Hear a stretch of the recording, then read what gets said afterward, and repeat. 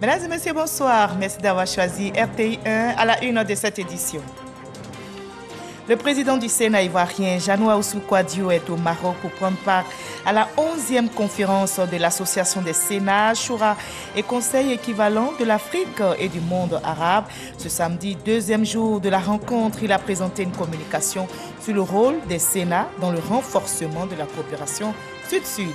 Ici en Côte d'Ivoire, le gouvernement accentue la lutte contre la vie chère. Des mesures ont été prises pour éviter l'impact sur le coût de la vie, notamment le plafonnement est sur une période de 3 mois de certains produits de grande consommation.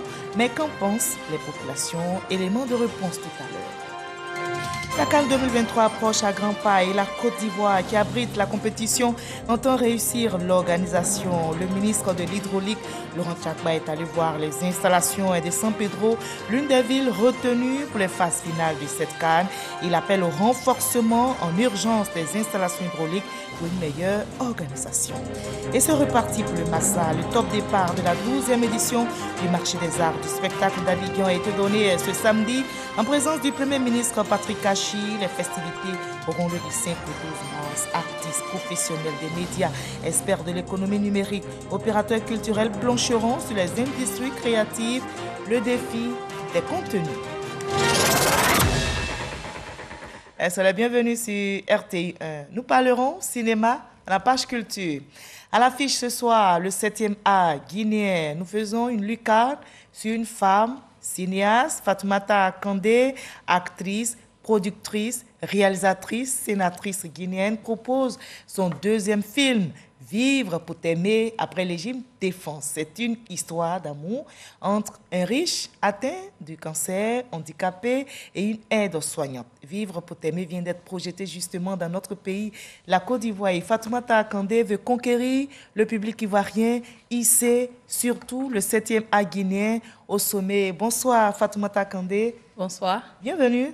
Merci. Et on dit chez nous à Kouaba. Et on dit chez nous Ontana. Alors, vous venez de présenter aux Ivoiriens Vivre pour t'aimer, c'est votre deuxième film. Alors, comment ont-ils répondu, les Ivoiriens? Vivre pour t'aimer, déjà, comme vous venez de le dire, c'est un film d'amour. Donc, vous pouvez imaginer un peu, nous aimons tous ce qui a trait aux films d'amour, aux histoires vraiment qui font rêver. Donc, c'est un film qui propulse carrément, qui est c'est-à-dire avec une histoire très émouvante, qui carrément vous tiendra en haleine pendant 1h40, ça je vous le promets. Et vous allez justement nous tenir en haleine. On va se retrouver dans une trentaine de minutes dans la page culture.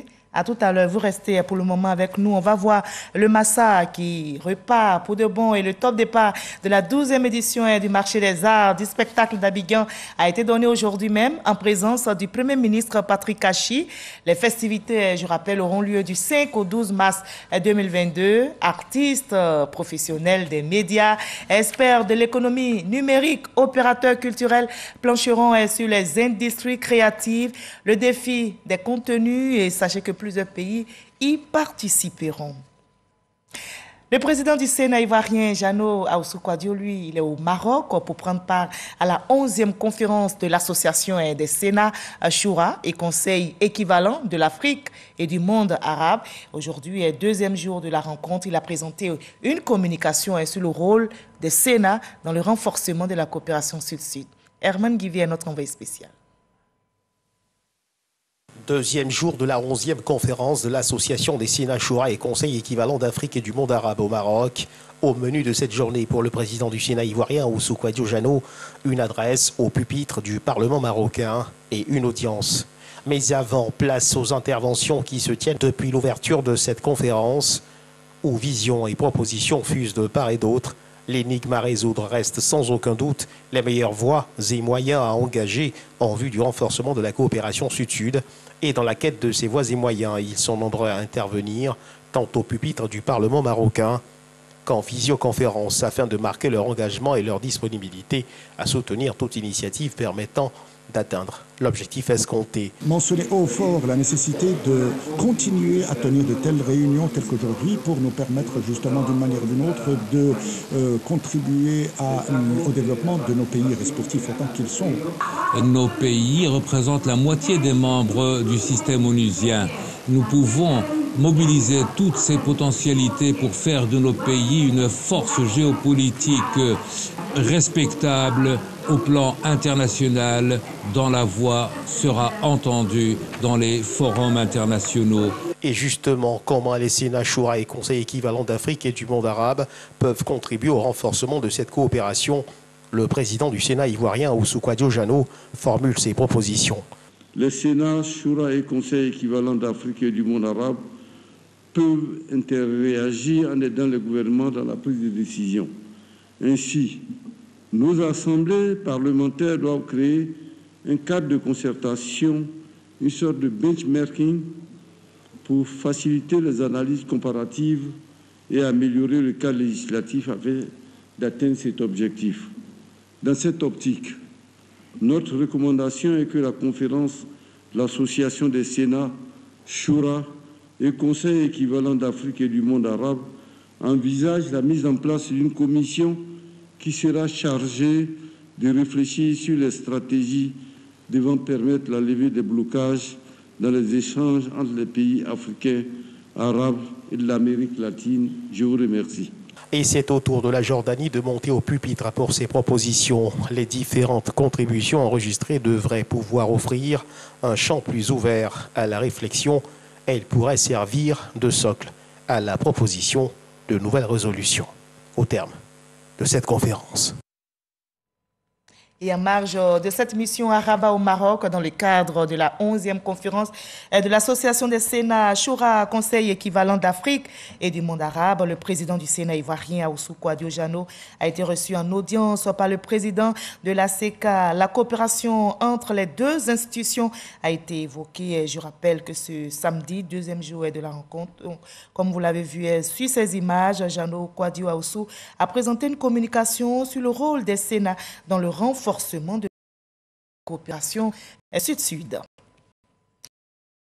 Et ici, en Côte d'Ivoire, dans notre pays, on retrouve les manches contre la vie chère. Le gouvernement, justement, accentue la lutte. Des mesures ont été prises pour soulager les populations, et notamment la subvention partielle des prix des produits pétroliers pour éviter l'impact sur le coût de la vie. Le plafonnement sur une période de 3 mois de certains produits de grande consommation. Mais qu'en pensent au juste les consommateurs? Élément de réponse avec Jean Magaki.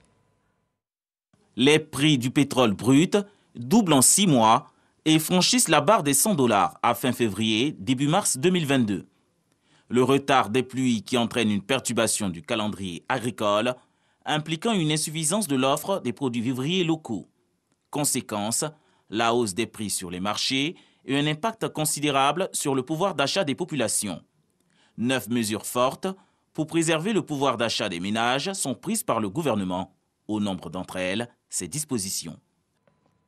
Subvention partielle des prix des produits pétroliers, notamment le gasoil, pour éviter l'impact sur le coût de la vie, pour un montant d'environ 55 milliards de francs CFA de janvier à mars 2022. 2.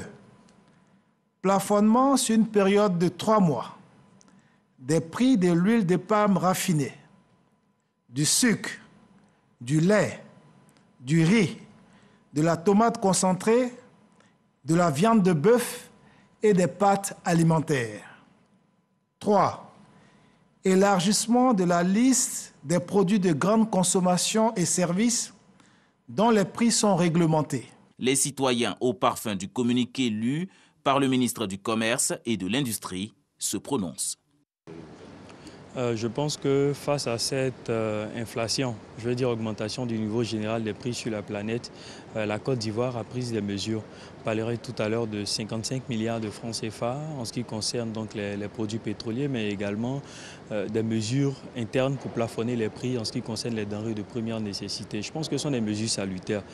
Tout ce que moi je peux dire, c'est déjà merci au gouvernement pour ces mesures prises. Et je pense que cela pourra quand même faciliter aussi la vie dans les ménages. Les consommateurs espèrent à la longue en une baisse de l'inflation et un retour à la normalité. Face aux nouvelles décisions de l'État, ils font des propositions. Vous, le gouvernement, vous pouvez fixer un prix. Mais est-ce qu'il y a des contrôleurs pour vérifier vraiment si les gens appliquent. Nous, les consommateurs, on peut aller chez les revendeurs. On dit, ah, le gouvernement a fixé un prix. Les gars, ils peuvent se plaindre directement. Ce n'est pas le gouvernement qui paie mon magasin. Le ministre a fait son communiqué hier, qu'il mette à la disposition de la population des agents qui vont par moment circuler, voir vraiment si les prix ont baissé et si ce qui a été dit est respecté. Le gouvernement maintient la veille et poursuit la concertation avec l'ensemble des acteurs pour la mise en œuvre de ces mesures. Les dispositions nécessaires sont de mise pour renforcer l'offre nationale de produits vivriers et de protéines animales et halieutiques. Autre action est saluée par les populations. Il s'agit de l'électrification qui est en marche dans notre pays et le ministre des Mines, du Pétrole et de l'Énergie a récemment procédé à l'électrification des villages de Dibikro et de Broukro. C'est dans le département de Tiasalé. En lieu et place d'une mise sous tension, Thomas Camara a plutôt mis en service des mini-centrales hybrides solaires dont le fonctionnement va permettre de fournir du courant électrique aux habitants des villages bénéficiaires, nous rapporte Mahama Traoré. En donnant de la lumière au village de Broukro, dans le département de Tiasalé, Thomas Camara, le ministre des Mines, du Pétrole et de l'Énergie, est doublement heureux. Heureux d'électrifier une localité rurale de plus en Côte d'Ivoire. Heureux aussi de mettre en service la mini-centrale solaire hybride qui va alimenter ce village, tout comme celui de Dibikro, autre bourgade du département de Tiasalé. Grâce à ces sources en énergie renouvelable, ces deux localités bénéficient du courant sans être raccordées au réseau électrique national.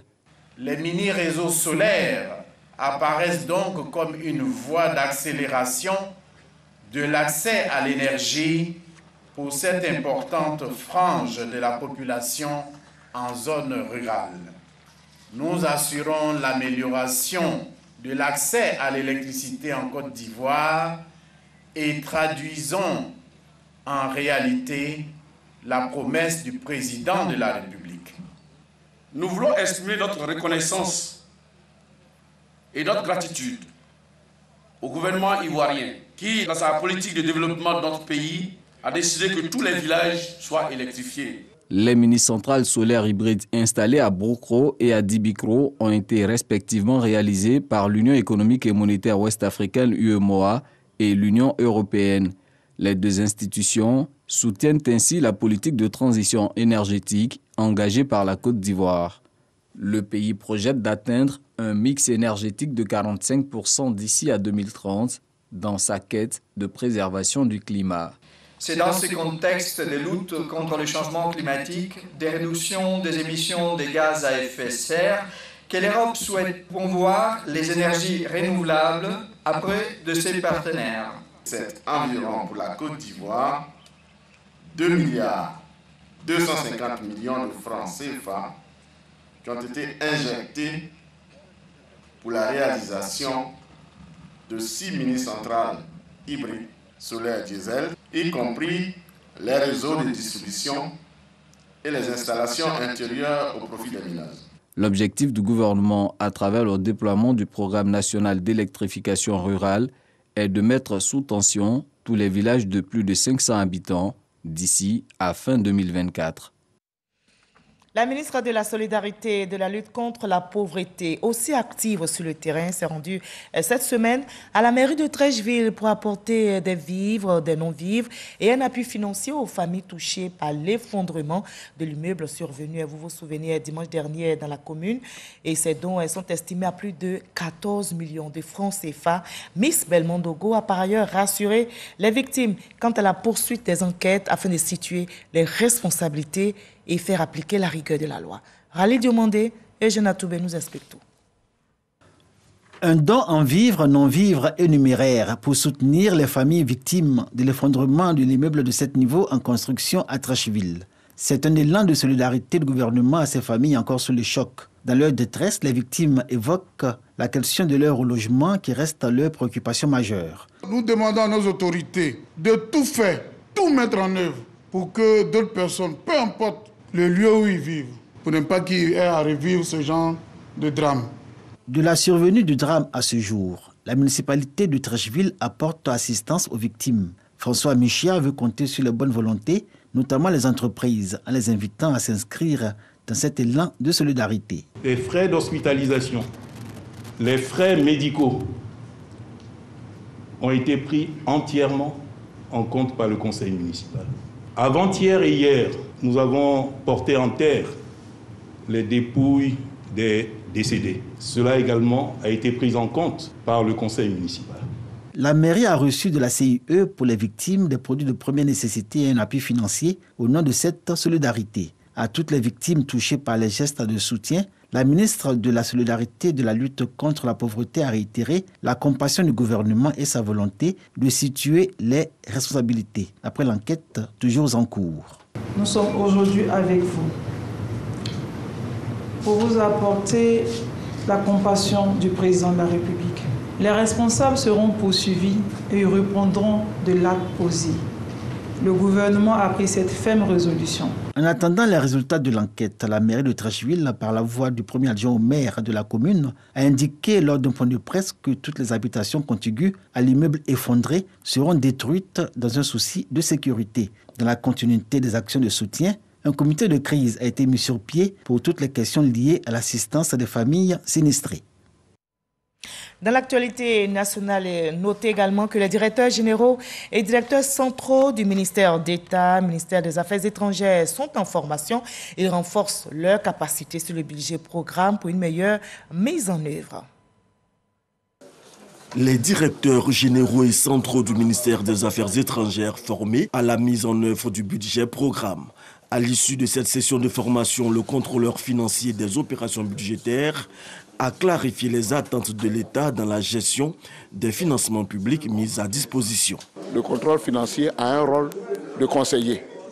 Donc pour nous, il s'agit de donner des conseils utiles pour la bonne exécution du budget de l'État. Et je pense que nous aurons un bon taux d'exécution de budget pour l'année 2022. Cette formation a tourné autour de plusieurs thématiques telles que l'élaboration et l'exécution du budget en mode programme et le contrôle des opérations budgétaires. L'engouement que nous avons constaté nous amène à reprogrammer ce type de formation pour que l'ensemble des acteurs de la gestion budgétaire soient formés pour que nous puissions atteindre les performances que Madame la ministre d'État attend de nous.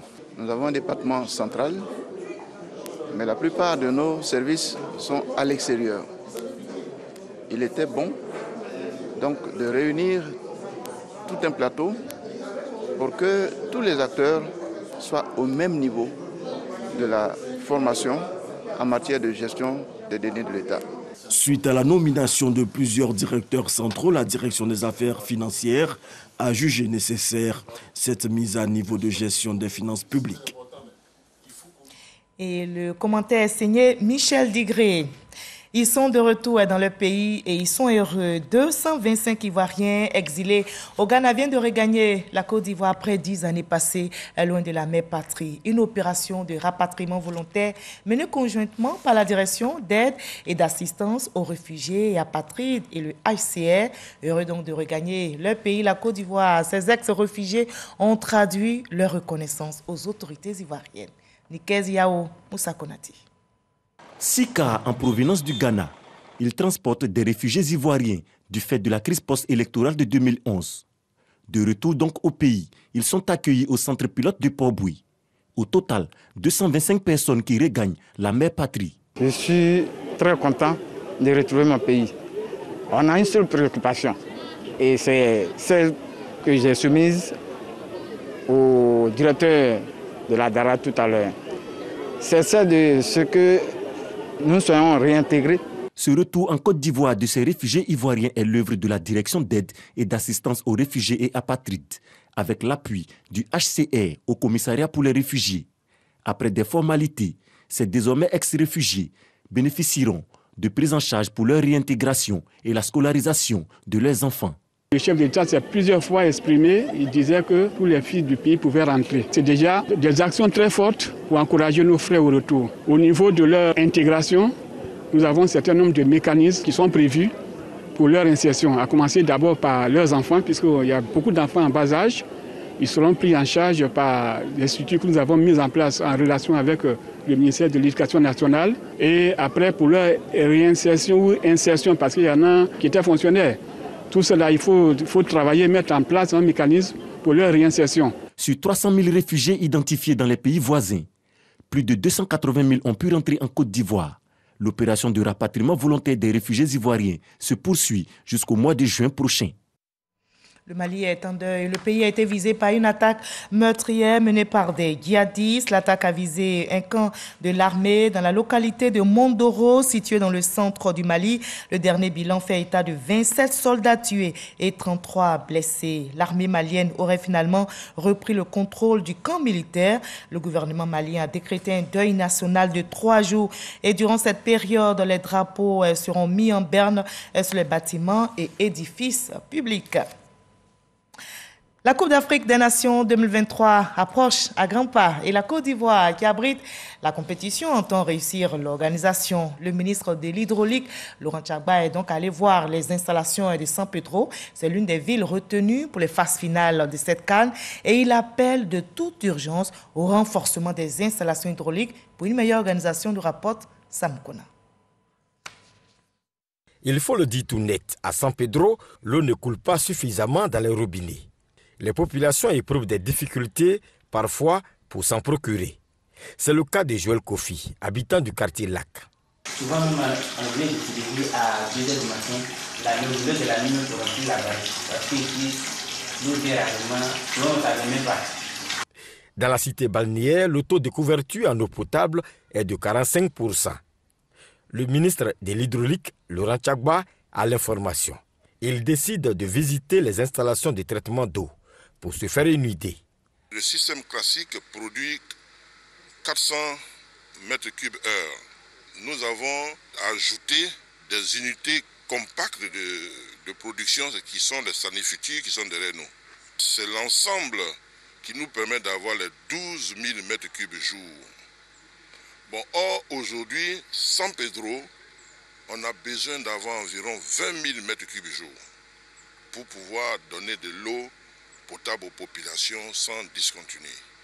Avec ce déficit, il sera difficile pour San Pedro d'abriter des matchs de la CAN 2023. Un renforcement spécial des capacités s'impose, selon le ministre de l'Hydraulique. Il faut 400 m3 jour pour prendre en compte les besoins de la CAN seulement. Si on ajoute au déficit, ça veut dire que le déficit se creuse. Mais compte tenu du fait que la CAN, c'est pour bientôt, nous allons renforcer la capacité de San Pedro de manière à tenir la CAN. Lorsqu'on va sortir de la CAN, on a le temps tranquillement de dérouler notre projet de Faye, Gabiagui, San Pedro jusqu'à Bérébi. Il y a de bonnes nouvelles pour le district autonome du Bassa-Sandra. Des projets qui vont permettre de satisfaire toutes les populations en matière d'eau potable. Eh bien, on ne peut que s'en réjouir et dire merci au président de la République, merci au Premier ministre Patrick Hachi et également à leurs collaborateurs, le ministre de l'Hydraulique qui, ma foi, est un grand défenseur de la cause de l'eau. Pour ce qui est de la qualité de l'eau dans les ménages, Laurent Tchagba souligne que tout sera mis en œuvre pour la garantie. Et la Côte d'Ivoire, qui prépare la CAN 2023, accentue la lutte contre la pandémie de Covid-19. Voyons les chiffres du jour.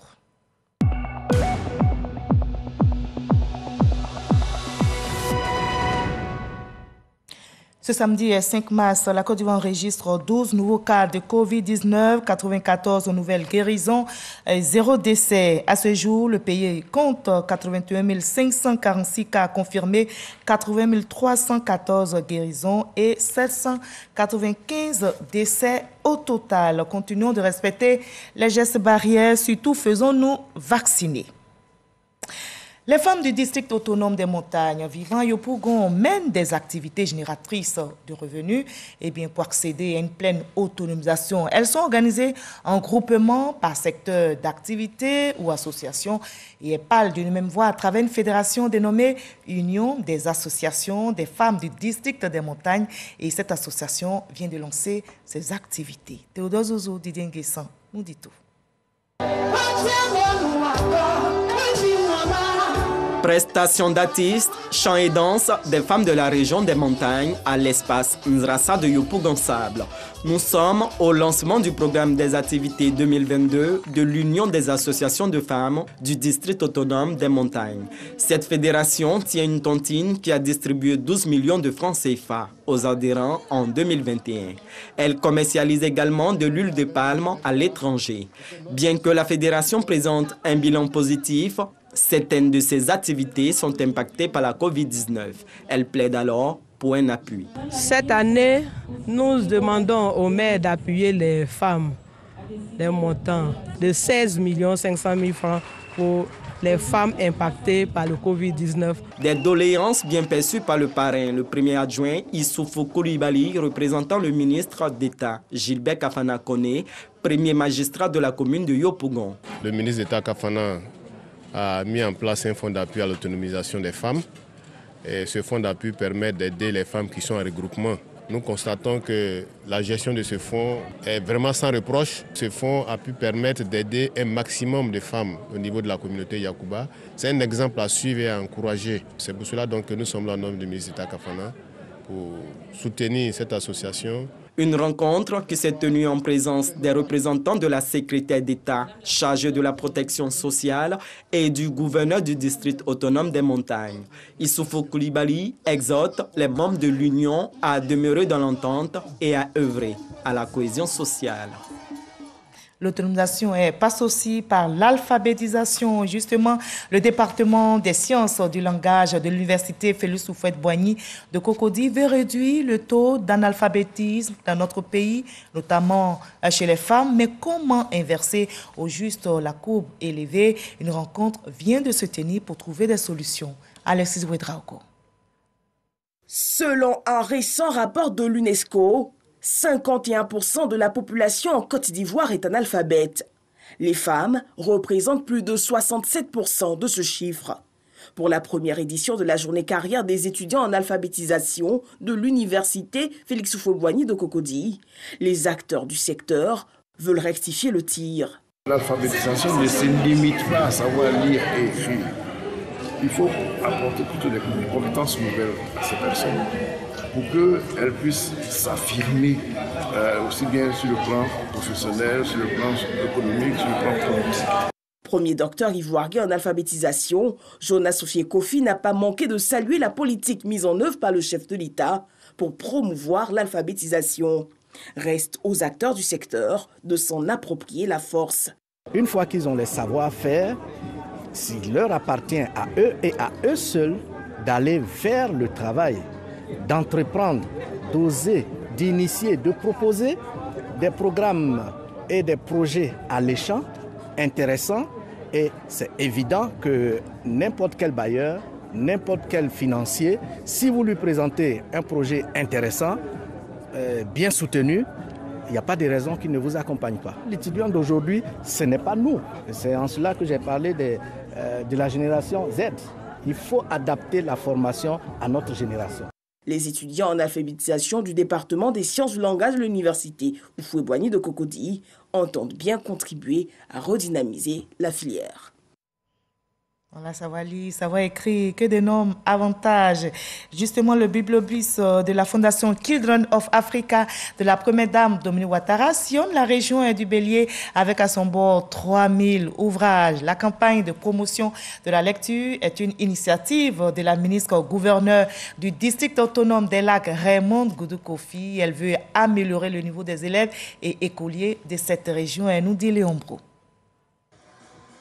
Le bibliobus de la Fondation Children of Africa à Toumoudi avec à son bord 3000 ouvrages, romans, poésie, albums, bref, littérature générale, enfantine et de jeunesse pour stimuler chez les élèves et écoliers le goût de la lecture, et la réponse est sans appel. C'est la femme qui vend la pâte rouge au poulet. Toutou ne pouvait pas payer aussi, comme c'était un animal. Quand les clients achetaient et puis mangeaient, ils jetaient les sachets par terre. Et Toutou a mis la tête dans le sachet. Il est resté coincé dans le sachet. Il y avait une cliente qui est venue le libérer. Alors c'est là, il dit à la femme, merci. Lire et résumer un ouvrage, l'exercice des écoliers et élèves de Toumoudi va s'étendre à ceux de Yekanou, Didiévi et Tiébissou, soit 3 mois pour promouvoir la lecture dans la région du Bélier. Cette caravane, donc saluée par les acteurs de l'école, au regard du niveau de lecture encore médiocre de nombre d'élèves et écoliers.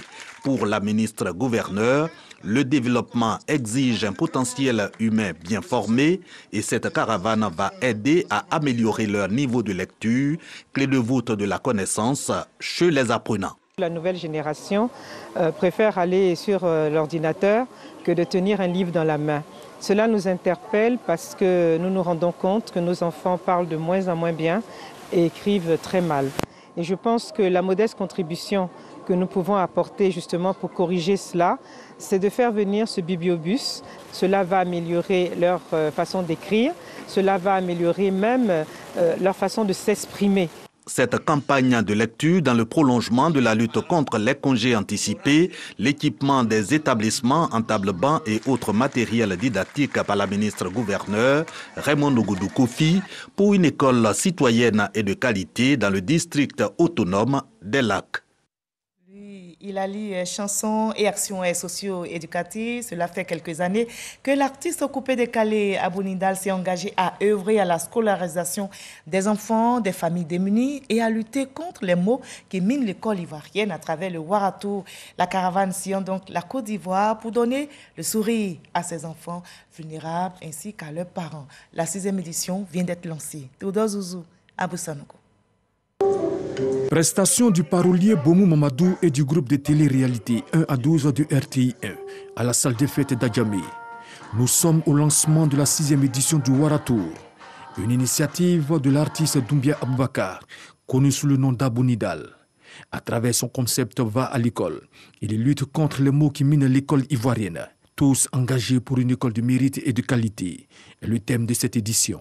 Madame la ministre de l'Éducation nationale et de l'alphabétisation a commencé un grand chantier pour redorer le blason de l'école ivoirienne. Donc le Waratou est engagé dans cette dynamique. Nous sommes inscrits dans les 17 objectifs du développement durable de l'ONU. Depuis 5 ans, ce sont un peu plus de 4000 kits scolaires et 2500 ordinateurs qui ont été distribués. L'artiste et Nindal Group s'engagent pour une école inclusive avec la promotion de l'excellence. Des actions sociales qui rencontrent l'adhésion des partenaires. Et le directeur général de la AITI a mis au rang de ses priorités la promotion et la qualité. Donc encourage toute initiative qui vise à l'excellence et à une occupation saine et intelligente de nos enfants. Cette volonté d'avoir une école de qualité cadre avec la vision de l'UNESCO et celle du gouvernement ivoirien qui a ouvert récemment les états généraux de l'éducation. Waratou apparaît comme une stratégie novatrice et innovante qui peut permettre de porter plus haut et plus loin le message véhiculé par le gouvernement qui est en quête d'une amélioration des prestations éducatives. Nous devons repenser l'école pour donner à chacun des armes personnelles d'abord pour son autopromotion socio-économique. Il n'est pas normal de nos jours que des enfants commencent l'école au primaire jusqu'en terminale sans toucher à un ordinateur. Nous sommes dans un monde de plus en plus basé sur le numérique. Le Waratour 2022, en plus de la sensibilisation, le combat contre les différents maux, c'est aussi le Wara compétition. Les meilleurs élèves d'Adjamé de l'année scolaire écoulée ont été récompensés. Cette caravane sillonnera plus de 10 régions en cette 6e édition. Nous sommes samedi et place à l'instant culture de ce journal.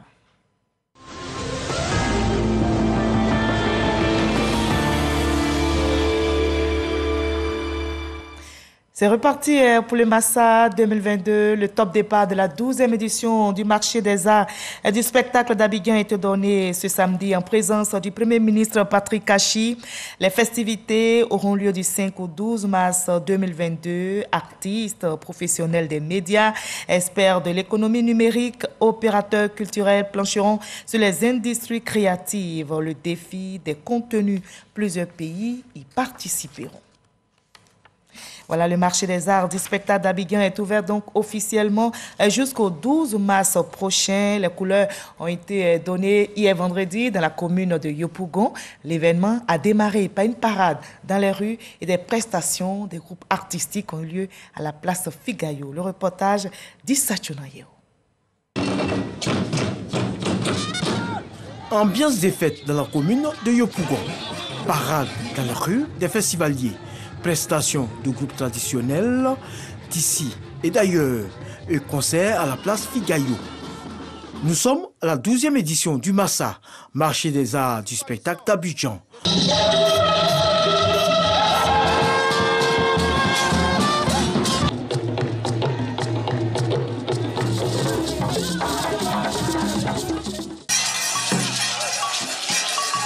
Le Massa toujours fait la fierté de la Côte d'Ivoire. Le peuple de Yopougon est aujourd'hui réuni. Ils sont vraiment formidables. Cette cérémonie qui a lieu en prélude à l'ouverture officielle du Massa 2022 a été l'occasion pour les personnalités de situer les enjeux de cette édition.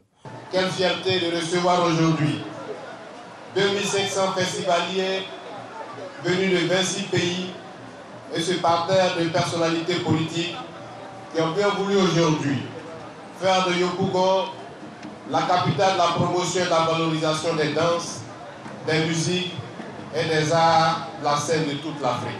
À travers cette cérémonie d'ouverture, marquée par le spectaculaire Abidjan Danse Parade, démontre à notre jeunesse que la culture et les arts offrent des perspectives d'insertion socio-professionnelle et une carrière internationale riche. Merci au président de la République, son Excellence, M. Alassane Ouattara, qui a su et qui a compris que la culture est un pilier de la cohésion sociale, est un pilier pour la paix et surtout est un pilier pour l'économie nationale. Tous les acteurs de la culture, que ce soit les chefferies, que ce soit nos danses patrimoniales, que tout ce monde puisse vivre convenablement de son art et de ses compétences artistiques. C'est gratuit pour tous les sites parce que le gouvernement de Côte d'Ivoire l'a voulu. Le Massa 12 s'ouvre officiellement ce samedi 5 mars pour une semaine de fête de la culture africaine à Abidjan. Euphrasie Kwasi-Yao, conseillère spéciale du président de la République chargée du genre, a fait son entrée dans la grande famille des écrivains avec son œuvre « Le secret d'une aventure », celle qu'on n'attendait pas au sommet. Le livre a été dédicacé récemment. La résilience, l'amour, la spiritualité, la combativité, la persévérance sont entre autres les valeurs que l'auteur met en exergue dans cette œuvre. Serge Pacom Didi, son reportage est commenté pour vous par Sephora Ziki. Euphrasie Kwasi-Yao, conseillère spéciale du président de la République chargée du genre, intègre le monde des écrivains. Cela avec la sortie de son tout premier livre, Le secret d'une aventure, celle qu'on n'attendait pas au sommet, une œuvre autobiographique dans laquelle l'auteur retrace des moments forts de sa vie. Une histoire marquée par une enfance quelque peu tumultueuse avec le décès de sa mère alors qu'elle n'était âgée que de 2 ans. Une œuvre, un parcours inspirant d'une femme qui, grâce à sa détermination, son abnégation au travail réussi, a déjoué tous les pronostics. Titulaire de la chaire UNESCO en 2006, d'enseignante de lycée et collège, elle est nommée au poste de ministre en 2016. J'ai vécu une enfance difficile. Je voudrais qu'à travers cette enfance difficile, les gens sachent que je ne suis pas née avec une cuillère dorée à la bouche. Je me suis battue, j'ai fait confiance. J'ai choisi de vivre dans la joie malgré mon statut d'orpheline.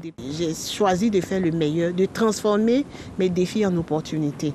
Un parterre de personnalités soutient cette nouvelle casquette d'écrivaine de Euphrasie Yao et les valeurs de résilience, d'amour et de spiritualité qu'elle met en exergue dans son œuvre.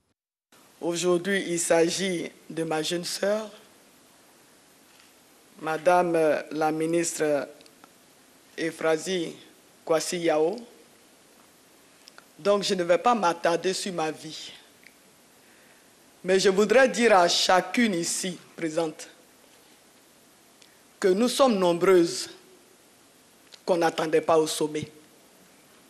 Nous sommes nombreuses à être parties de zéro pour être là où nous sommes. Tout le monde sait toute la considération que le président Ouattara accorde à la question du genre, mais surtout à la femme. Toute excellence se nourrit de références. C'est à travers le repère qu'on a le chemin. Donc c'est avec le chemin qu'on a le cheminement. Achetez l'œuvre de la ministre Efrazi Yao et lisez-la. Et quand vous lirez l'œuvre, vous en tirerez bien évidemment quelque chose de meilleur. Le secret d'une aventure, celle qu'on n'attendait pas au sommet, une exhortation à la persévérance, à la combativité pour atteindre le sommet. Et pour atteindre le sommet, une œuvre à lire absolument. On en arrive à l'entretien avec notre invité de la page culture. Alors, je vous retrouve avec plaisir, Fatoumata Kandé. Vous avez choisi la Côte d'Ivoire, notre pays, pour la promotion de votre film « Vivre pour t'aimer ». Il y a bien sûr une raison à cela. Donnez-nous donc les raisons du choix de la Côte d'Ivoire. Déjà, je tiens à préciser que la Côte d'Ivoire est carrément la plaque tournante en ce qui concerne le showbiz et la cinématographie en général en Afrique, après le Burkina et tout. Donc pour moi, aujourd'hui, c'est un honneur de me retrouver ici. Et en plus, la nature du film, je souhaiterais aussi faire découvrir le cinéma guinéen au public ivoirien, au public africain en général.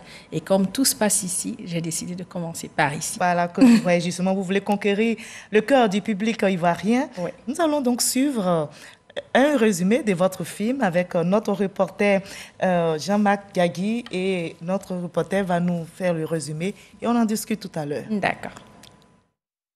Vivre pour t'aimer est le deuxième long métrage de Kandé Fatoumata, jeune réalisatrice, actrice, productrice, scénariste guinéenne. Ce film a bénéficié de la participation de 12 acteurs. Sorti en février 2022 en Guinée, ce long métrage de 1h40 minutes relate une histoire d'amour entre un handicapé atteint d'un cancer et une jeune aide-soignante rapatriée de l'Europe. Les deux tourtereaux braveront de nombreux obstacles afin de vivre un amour indescriptible. L'acceptation de soi, aimer les autres sont des valeurs que met en exergue cette œuvre filmographique. Diplômé d'une licence en business international, droit des affaires et gestion d'entreprise de l'Université métropolitaine de Londres, cette jeune réalisatrice est une grande passionnée du cinéma depuis son jeune âge. Après Légitime Défense, sorti en 2019, Kandé Fatoumata sort Vivre pour t'aimer, en projection depuis ce 4 mars à Abidjan. Voilà, le film a été projeté hier, ça a été résumé pour nous par Serge Pacom Didi et Issa Chonayeo. Alors vous avez écrit, réalisé, produit ce film dans lequel vous jouez le rôle principal, on vous a vu tout à l'heure. Dites-nous d'où est venue l'idée d'écrire un tel scénario.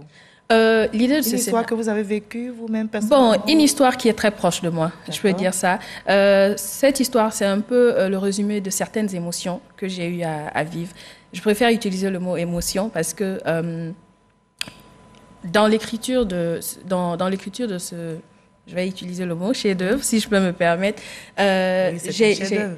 J'ai eu à appliquer une histoire qui m'avait beaucoup touchée, qui m'avait beaucoup bouleversée en quelque sorte.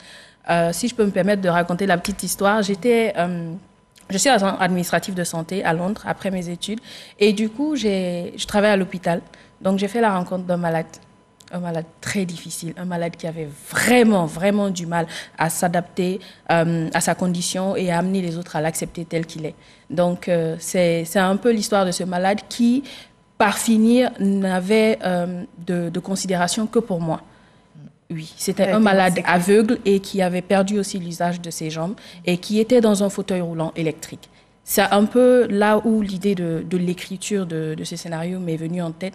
Et avec ce malade, j'ai réussi à vraiment développer une certaine amitié, vraiment, qui a époustouflé tout le monde dans le département, au fait. Pour quelqu'un qui avait du mal à s'adapter et à même parler à d'autres aides-soignantes qui étaient là, à d'autres médecins et tout, que je sois cette personne-là qui... Et comment est-ce que vous êtes arrivé À vous approcher de lui, à vous rapprocher de lui. Je pense que c'est... Qu'est-ce qui l'a attiré vers vous? Parfois, je dis, moi, au fait, ce jour-là, j'étais en train de relever, au fait, toutes les informations le concernant.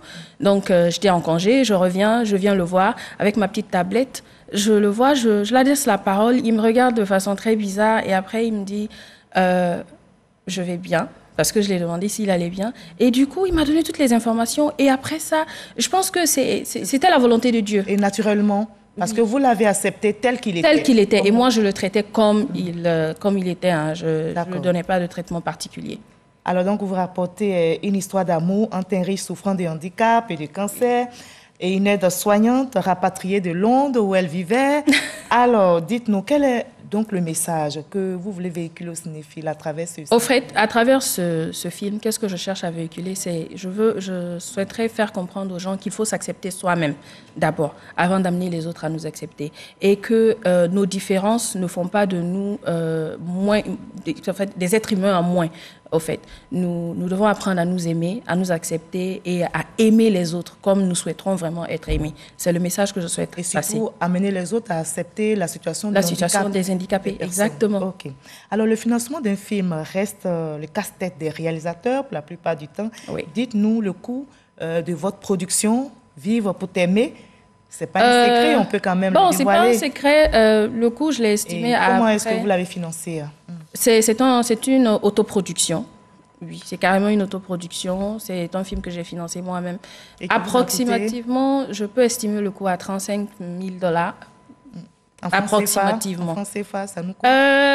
Ok. Le franc CFA, je ne connais pas. On va laisser les mathématiciens calculer. Exactement. Et vous l'avez financé vous-même? Je l'ai financé moi-même. Et pourquoi? Je tiens à préciser quelque chose. Vous savez, quand on donne la somme, on a l'impression que oui, peut-être elle a beaucoup d'argent, elle a eu cette somme-là globalement, et puis elle a investi. Non, c'est pas comme ça que ça s'est passé. Sachant un peu ce que ça devait me coûter, j'étais très consciente de cela. Donc, mon investissement venait à petits pas, au fait.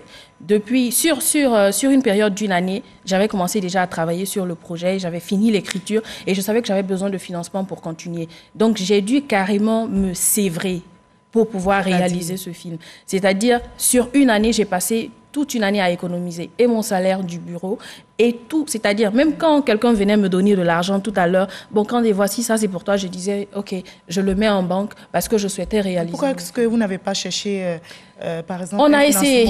Vous êtes pas tourné vers les banques et ça n'a pas marché? On a essayé de trouver des sponsors, on a essayé de trouver des accompagnements, mais ça n'a pas marché.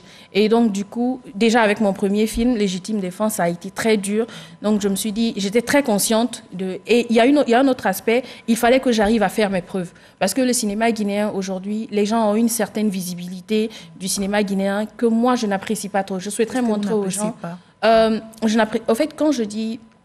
Au fait, quand on parle du cinéma guinéen, les gens sont même surpris. Aujourd'hui, les gens sont surpris de voir que nous avons la capacité de sortir des images comme ça. Donc, pour moi, pour vraiment pouvoir amener les gens à m'accompagner et à réaliser vraiment que nous sommes en train de faire du sérieux et que ce que nous sommes en train de faire, c'est vraiment rentable, il fallait que moi-même déjà, je décide de mettre la main à la pâte, c'est-à-dire que je prouve ce dont je suis capable pour pouvoir, après, je pense que prochainement, si j'approche des sponsors ou des partenaires, je pense qu'ils pourront avoir confiance. Ce film vous a coûté, je pense, 17 millions de francs CFA. Wow. Voilà.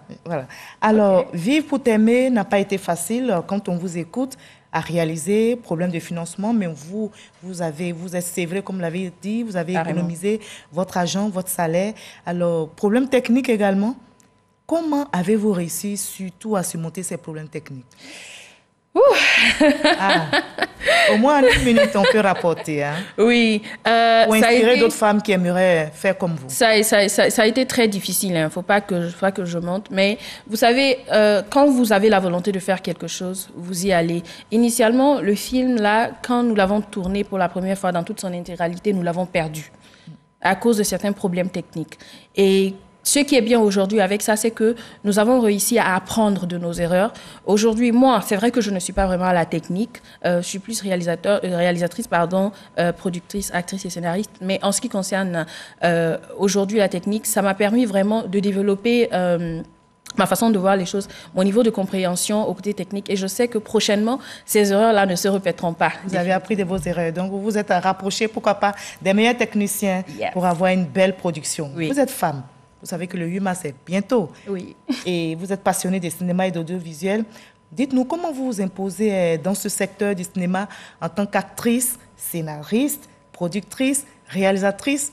Ah là, la liste est longue. Est-ce facile pour une femme?